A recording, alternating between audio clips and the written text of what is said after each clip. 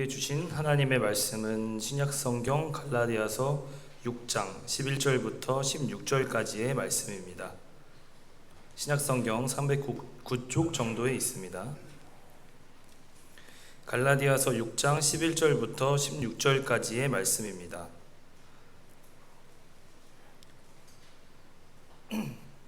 말씀을 봉독해 드리도록 하겠습니다. 내 손으로 너희에게 이렇게 큰 글자로 쓴 것을 보라. 무릇 육체의 모양을 내려 하는 자들이 억지로 너희에게 할례를 받게 함은 그들이 그리스도의 십자가로 말미암아 박해를 면하려 함뿐이라.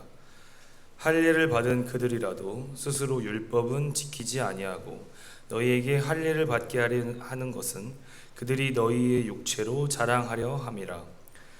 그러나 내게는 우리 주 예수 그리스도의 십자가 외에 결코 자랑할 것이 없으니 그리스도로 말미암아 세상이 나를 대하여 십자가에 못 박히고 내가 또한 세상을 대하여 그러하니라.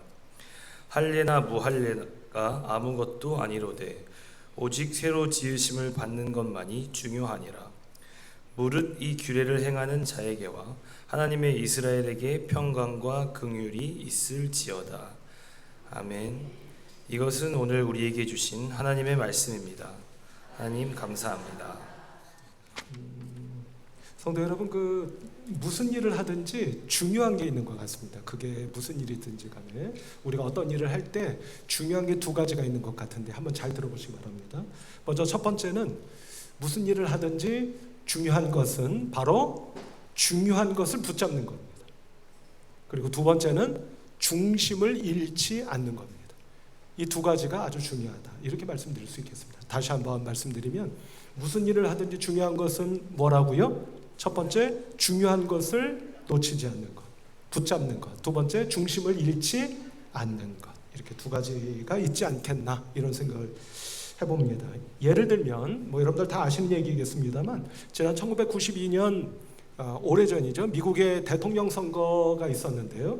그때 공화당에서는 조지 부시 후보, 그리고 민주당에서는 빌 클린턴이라고 하는 후보가 출마를 했습니다.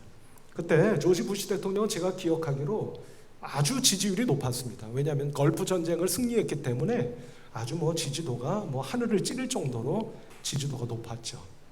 근데 놀랍게도 이 젊은 후보, 민주당의 빌 클린턴이라고 하는 후보가 출마하면서 그의 선거 캠프에서 선거 캐치프레이즈, 그러니까 일종의 구호를 뭐라고 정했느냐면, 이 화면 한번 보시면 같이 한번 읽어보실까요? Is the economy stupid? 이랬단 말입니다. 이게 무슨 뜻일까요? 잘 아시죠? 아시는 분들이 많이 계시죠? 무슨 뜻이죠? 바보야, 문제는 경제야. 이랬단 말이에요.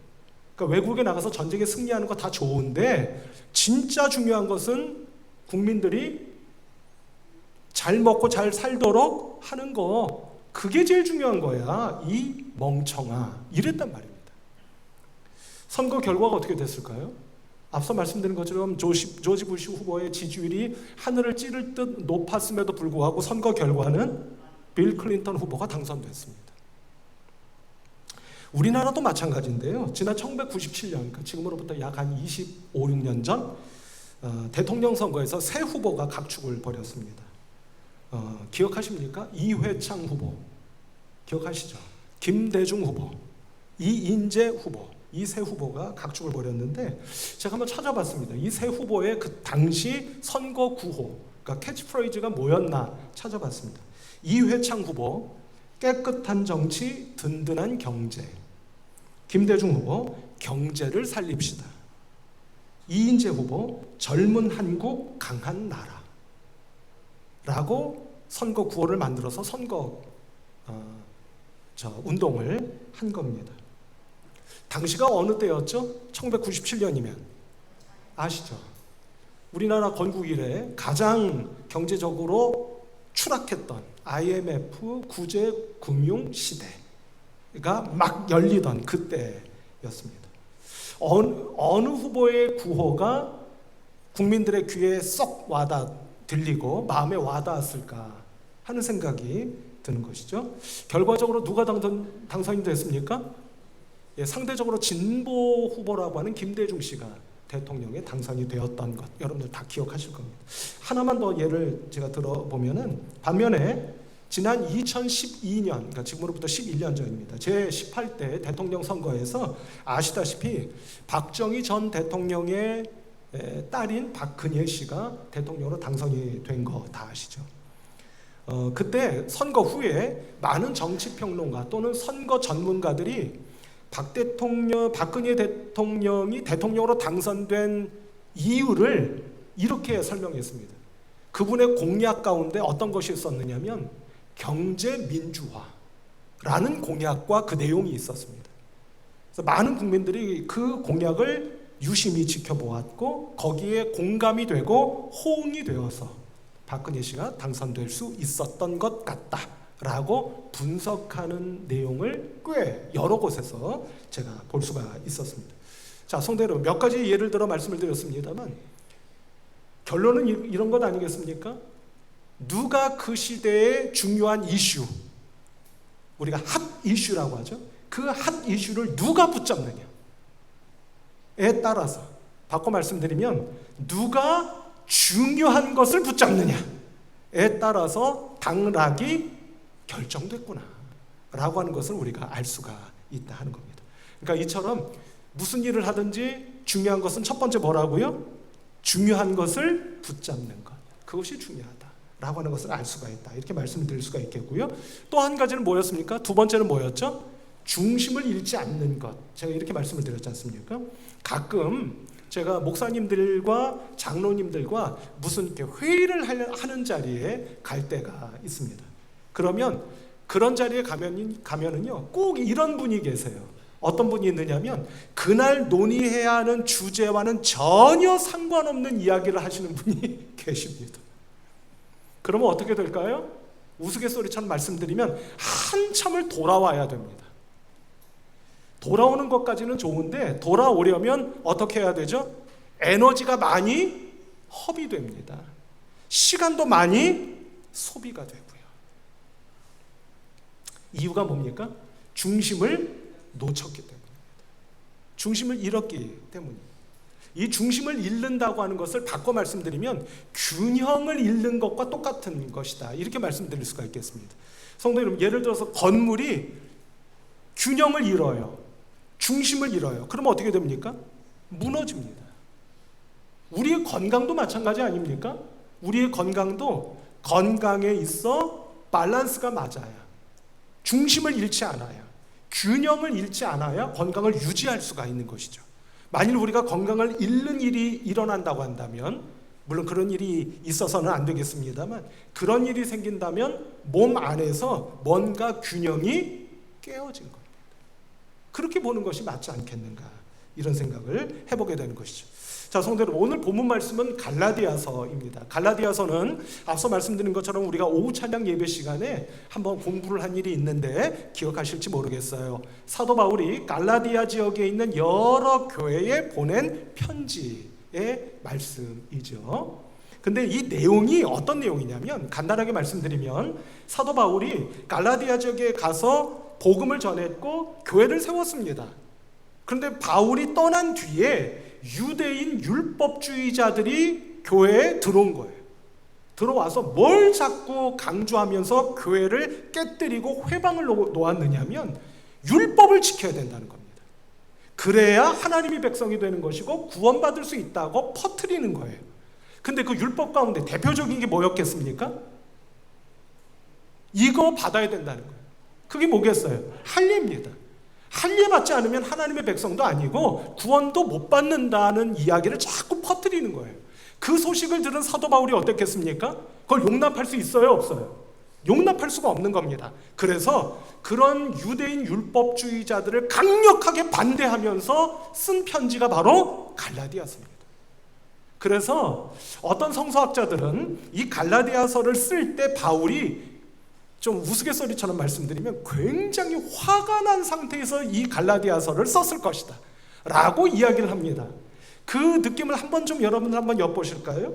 여러분, 갈라디아서 1장 6절로부터 9절까지의 말씀을 여기 화면에 보시면 나올 겁니다. 나왔나요? 네, 갈라디아서 1장 6절부터 9절까지 한번 보실게요. 이 말씀 같이 한번 그냥 천천히 한번 읽어보십시다. 시작. 그리스도의 은혜로 너희를 부르시는 이를 이같이 속히 떠나 다른 복음을 따르는 것을 내가 이상하게 여기노라. 다른 복음은 없나니 다만 어떤 사람들이 너희를 교란하여 그리스도의 복음을 변하게 하려 함이라. 그러나 우리나 혹은 하늘로부터 온 천사라도 우리가 너희에게 전한 복음 외에 다른 복음을 전하면 저주를 받을지어다. 우리가 전에 말하였거니와 내가 지금 다시 말하노니 만일 누구든지 너희가 받은 것 외에 다른 복음을 전하면 저주를 받을지어다. 아멘. 이렇게 말씀합니다. 바울이 화가 난 겁니까? 안 난 겁니까? 화가 잔뜩 난 겁니다. 그러니까 저주를 퍼붓고 있는 거죠. 다른 복음을, 내가 전한 복음 외에 다른 복음을 전하면 그게 설사 누구일지라도, 천사가 전했다 할지라도 저주를 받을 것이다. 이렇게 저주를 퍼붓고 있는 겁니다. 그러니까 굉장히 화가 난 상태에서 아주 격정스럽게 쓴 편지가 바로 이 갈라디아서구나라고 하는 것을 우리가 이제 살짝 엿볼 수가 있지 않겠나 싶습니다. 자, 그런 맥락에서 오늘 본문 말씀 가운데 12절 13절의 말씀을 한번 보실까요? 자, 12절 13절 말씀을 보면 이렇게 말씀합니다. 제가 한번 읽어볼 테니까 여러분들 눈으로 한번 따라와 주시기 바랍니다. 무릇 육체의 모양을 내려 하는 자들이, 그러니까 할례 이야기 아닙니까? 억지로 너희에게 할례를 받게 함은 그들이 그리스도의 십자가로 말미암아 박해를 면하려 함뿐이라. 할례를 받은 그들이라도 스스로 율법은 지키지 아니하고 너희에게 할례를 받게 하려 하는 것은 그들이 너희의 육체로 자랑하게 하려 함이라. 이렇게 말씀합니다. 이게 무슨 말씀이냐면요, 두 가지를 지금 말씀하고 있다, 이렇게 말씀드릴 수가 있겠는데, 먼저 12절에서는 무슨 말씀이냐면 할례를 받으라고 유대인 율법주의자들이 강조하고 있고 강요하고 있는 것은 무엇 때문이라는 겁니까? 박해를 받지 않으려고, 박해를 모면하려고 할례 받으라고 강조하고 있는 거야 라고 이렇게 말씀하고 있는 거예요. 두 번째 13절로 가볼까요? 13절 말씀을 보면 이 13절 말씀은 무엇을 말씀하고 있느냐면, 이게 놀랍지 않습니까? 할례를 받은 그들이라도 스스로 율법은 지키지 아니하고. 이거 대체 무슨 말입니까? 아니, 할례를 그렇게 강조하고 심지어 강요까지 하고 있는 유대인 율법주의자들이 그들조차 뭘 지키지 않고 있다는 겁니까?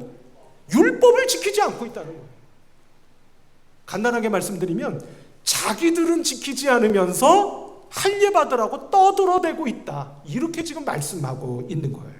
그러니까 이걸 바꿔 말씀드리면 어떻게 되는 거냐면, 그렇게 할례를 강조하고 율법을 강조하고 있는 유대인 율법주의자들은 사실상 어떤 사람들이라고 지금 사도 바울이 말씀하고 있는 거냐면요, 그들은 복음을 믿는 믿음으로 살 용기가 없는 사람들이다 라고 비판하는 그런 말씀입니다.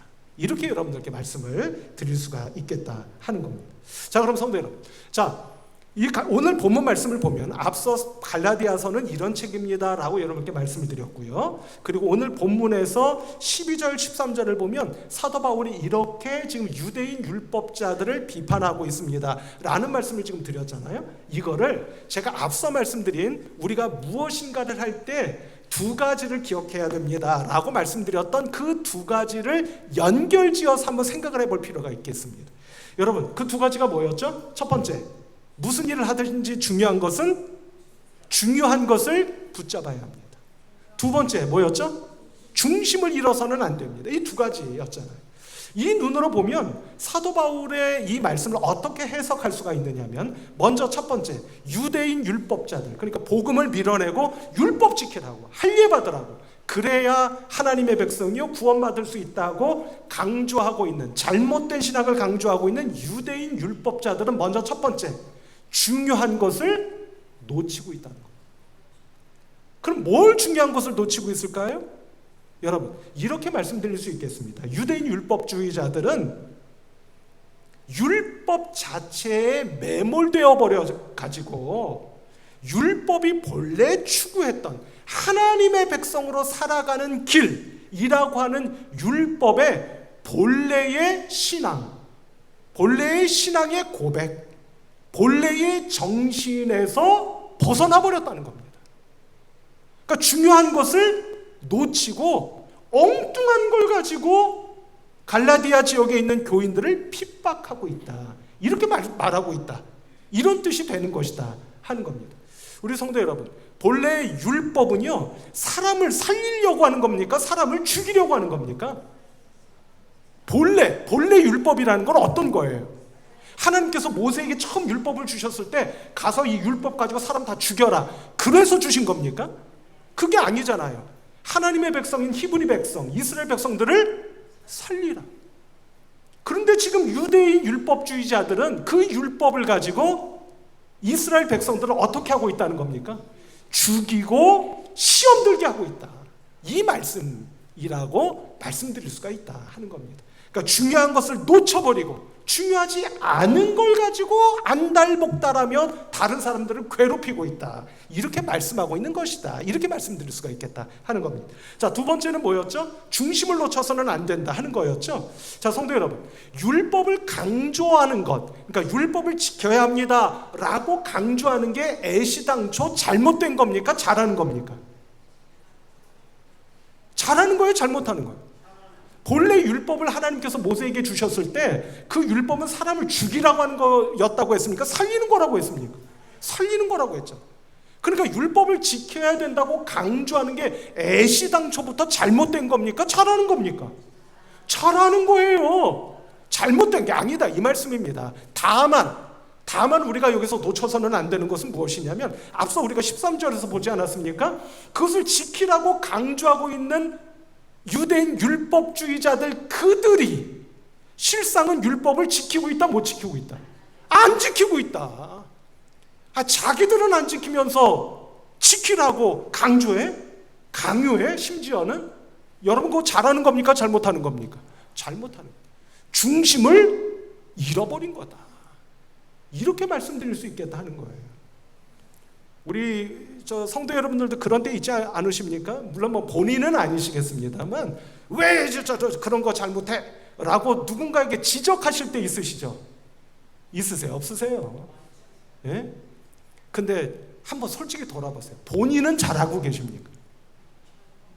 그런가요? 근데 참 이상해요. 제가 보기에 저를 포함해서, 저도 마찬가지겠습니다만, 꼭 본인은 잘 못하시는 분이 남을 지적해요. 그러는 때가 많은 것 같아요. 그러니까 혹시라도 습관적으로까지야 아니더라도 누군가를 자꾸 이렇게 지적하고 트집 잡고 하시는 분들이 혹시 계시면 한번 스스로를 한번 돌아보시면, 아이쿠, 이 말씀을 나에게 주시는 말씀이라고 이렇게 적용을 해보자면, 아이쿠, 나부터가 그렇게 못하고 있었구나 라고 하는 것을 한번 이렇게 발견해 보시고 깨달아 보실 수 있다면 더 좋지 않겠는가, 이런 생각을 해보게 되는데요. 자, 어쨌든 성도 여러분, 이처럼 지금 사도 바울은 실상 유대인 율법주의자들에게 당신들이야말로 중요한 것을 놓치고 있고 중심을 잃어버린 것이요 라고 말씀하고 있는 것이구나 라고 하는 것을 우리가 알 수가 있다 하는 겁니다. 자, 그럼 성도 여러분, 이제 중요하지 않을래야 않을 수 없는 것은, 그럼 대체 사도 바울은 뭘 말씀하고 싶어 하는 것이냐? 바꿔 말씀드리면, 오늘 쭉 말씀드린 그 맥락에서 말씀을 드려보자면, 사도 바울이 생각할 때 중요한 것은 뭐고 중심은 대체 무엇이라고 생각했기에 이렇게 말씀하고 계시는 거냐라고 하는 것을 우리가 찾아보지 않을 수가 없다, 이렇게 말씀드릴 수가 있는 것이죠. 그것이 바로 오늘 본문 말씀 15절 말씀을 한번 보십시다. 15절 말씀을 보면 이것이야말로 사도 바울이 생각하는 가장 중요한 것이요 가장 중심이 되는 것임을 말씀하고 있다, 이렇게 말씀을 드릴 수가 있겠습니다. 자, 그 마음과 눈을 가지고 15절 말씀을 우리 또박또박 한번 큰 목소리로 같이 한번 읽어보도록 할까요? 시작. 할례나 무할례가 아무것도 아니로되 오직 새로 지으심을 받는 것만이 중요하니라. 아멘. 이렇게 말씀합니다. 그러니까 여러분, 결론은 뭡니까? 할례를 받았느냐 그게 중요하다, 중요하지 않다? 중요하지 않다. 그럼 뭐가 중요하다? 할례를 받았든 받지 않았든 오직 중요한 것은 한 가지밖에 없으니, 그것은 바로 예수 그리스도의 복음으로 각 사람이 어떻게 되는 것? 새로워지는 것. 그것이야말로 중요한 것입니다. 라고 지금 외치고 있는 것을 우리가 말씀을 통해 확인해 보게 된다라고 하는 사실입니다. 그러므로 우리 성도 여러분, 오늘 주님의 이름으로 축복하기는 우리 성도 여러분들 한 분 한 분 모두가 오늘 3일인가요? 예, 9월 3일. 오늘 9월 첫째 주일 이 시간 이 자리에서 하나님을 예배하는 가운데 우리 방어동 중앙교회 성도님들 한 분 한 분 모두가 오늘 이 말씀으로 인하여, 그리고 더 나아가 복음과 복음을 믿는 믿음으로 말미암아 여러분들 한 분 한 분 모두가 하나님의 은혜로 새로워지고 또 새로워지실 수 있는 복된 우리 성도 여러분들 모두가 되시기를 주님의 이름으로 축복합니다. 그래서 여러분들의 마음이 새로워지시기를 주님의 이름으로 축복합니다. 이제껏 내가 그런 마음을 품어본 적이 없어요. 내가 예수님 믿고 이제까지 살아왔지만 내가 이런 마음은 품어본 적이 없는 새로운 마음을 품어보실 수 있는 여러분들이 되시기를 주님의 이름으로 축복합니다. 내가 예수님을 믿고 살아온 지 오래됐으나 아직까지 내가 이런 생각을 해본 적이 없어요. 일례를 들면 앞서 말씀드린 것처럼 나는 내가 잘못하며 살아왔다는 생각을 해본 적이 없는 거예요. 오늘 하나님의 은혜로 다른 사람이 잘못한 게 아니라 실상은 내가 잘못하며 살아왔구나 라고 하는 이제까지 생각해보지 못했던 은혜로운 생각을 머릿속에 담아볼 수 있는 여러분들이 되시기를 주님의 이름으로 축복합니다. 그래서 마음도 새로워지고 생각도 새로워짐으로 말미암아 이제껏 내가 살아보지 못했던 새로운 삶을 오늘로부터 살아보실 수 있는, 진정으로 하나님의 은혜가 나와 함께하는 새로운 삶을 살아보실 수 있는 우리 성도 여러분들 모두가 되실 수 있기를 주님의 이름으로 축복합니다. 그런데 성도 여러분, 얼마나 은혜가 됩니까?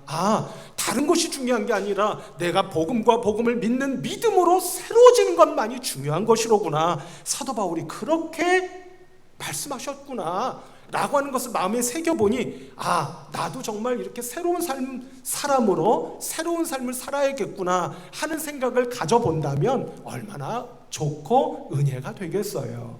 그런데 성도 여러분, 여기서 한 걸음만 더 나아가 보십시다. 그럼 어떻게 되느냐면, 여러분 새로워지고 싶으십니까? 새로운 마음을 품어보고 싶으십니까? 새로운 생각도 한번 가져보고 싶으십니까? 그래서 내가 이제껏 살아보지 못했던 새로운 삶을 살아보고 싶으십니까? 아니, 아무도 안 그러세요? 그런데 성도 여러분, 근데 놀라운 사실은요, 제가 여기까지 말씀을 준비하면서 가만히 생각을 해봤습니다. 아니, 새로워진다? 새로워지는 게 맞겠지? 이런 생각을 하다가 문득 이런 질문을 던져봤습니다. 아니, 그러면 우리는 아직까지도 새로워진 게 아닌가? 이런 생각을 해보게 되는 거예요. 이게 성경적으로 맞나? 신앙적으로 맞는 걸까? 이런 생각을 해보게 되더라는 겁니다. 간단하게 말씀드리면, 성도 여러분, 제가 여쭤보겠습니다. 우리는 새로운 사람이 되어 새로운 삶을 살아가야 되는 것이 맞는데, 질문을 바꿔봅니다. 우리는요, 이미 새로워진 게 맞습니까? 아니면 앞으로 새로워져야 되는 겁니까? 이 질문입니다. 성도 여러분, 한번 잘 생각해보고 대답해 보십시오. 우리는 이미 새로워진 겁니까? 아니면 새로워져야 되는 사람들인 겁니까? 물론 둘 다 맞겠죠. 둘 다 맞으나 성경적으로 보자면 우리는 새로워졌습니까? 아니면 새로워져야 합니까? 여러분, 놀라운 것은요, 우리는 이미 새로워진 사람들이 맞다고 하는 것을 꼭 믿으시는 여러분들이 되시기를 주님의 이름으로 축복합니다. 여러분, 고린도후서 5장 17절 말씀 한번 여기 보실까요? 같이 한번 읽어봅시다. 시작. 그런즉 누구든지 그리스도 안에 있으면 새로운 피조물이라. 이전 것은 지나갔으니 보라, 새 것이 되었도다. 아멘. 사도 바울은 이미 이렇게 선포한 겁니다. 다만 우리가 뭐하고 있으면? 주님 안에 있는 것이 맞다면 이렇게 되는 겁니다. 성도 여러분, 주님 안에 계시는 분들 맞으시죠? 주님 안에 계시는 것이 맞죠? 그러시다면 여러분들은 이미 새로운 피조물이 되었다고 하는 사실을 꼭 믿으실 수 있기를 주님의 이름으로 축복합니다. 다만 우리에게 중요한 것은 무엇입니까? 내가 주님 안에 있어 주님의 은혜와 복음으로 이미 새로운 사람이 됐다는 것을 믿고 새로운 사람이 되었으니만큼 새로운 사람답게 살아가는 것만이 우리에게 남아있다고 하는 것을 믿으셔야 된다는 말씀입니다. 교회가 떠나가라고 아멘. 교회가 떠나가라고 아멘. 네, 그거예요. 우리 성도 여러분, 주님의 은혜로 이미 내가 새로운 사람이 됐다고 하는 것을 믿으셔서 그렇다면 이제 내가 새로운 사람이 되었기에 새로운 사람으로 앞으로 살아가련다 라고 하는 삶의 결단이 오늘 꼭 여러분들에게 함께 하셔서 오늘 이 시간 이후로 여러분들에게 하나님의 놀라우신 은혜 가운데 우리 방어동 중에 성도님들 한 분 한 분 모두가 새 사람으로, 새로운 사람으로, 새 마음으로, 새 생각으로, 새로운 믿음으로, 새로운 영으로 새 삶을 마음껏 풍성하게 충만하게 살아가실 수 있는 우리 성도 여러분들 모두가 되셔서 여러분들을 통하여 하나님께서 새 역사, 새 일, 우리 교회도 새로운 역사를 지금 하고 있지 않습니까? 리모델링도 하고, 리모델링뿐만 아니라 눈에 보이지 않는 여러분들의 삶과 마음과 신앙도 리모델링 되어야 한다는 것을 이제껏 우리가 함께 기도해 왔지 않습니까? 우리 성도 여러분, 하나님께서 저와 여러분들을 통해 우리 교회를 통해 새 역사와 새 일을 펼쳐가시는 놀라운 축복이 우리 교회와 성도 여러분들 한 분 한 분에게 반드시 임하게 되는 놀라운 축복이 우리 모두에게 함께 하시기를 우리 주님 예수 그리스도의 이름으로 축복합니다. 기도하십시다. 하나님 아버지, 감사하고 감사합니다. 저희들이 무엇을 하든지 중요한 것과 중심을 놓치거나 잃어버리지 않도록 도와주셔서 우리의 신앙에 있어 내가 새로워지는 것 이상으로 중요한 것은 없다고 하는 것을 가르쳐 주셨사오니 붙잡고 모든 성도님들 한 분 한 분이 이미 새로워진 것을 믿고 새로운 사람으로 새로운 삶을 믿음 안에 충만하게 살아갈 수 있는 복된 성도님들 한 분 한 분 다 될 수 있도록 하나님 도와주시옵소서. 그런 성도님들을 통하여 하나님의 새로운 역사가, 새로운 일들이 놀라운 모습으로 펼쳐져 가는 일들이, 축복이 일어나도록 역사하여 주시옵소서. 예수 그리스도의 이름으로 기도하옵나이다. 아멘.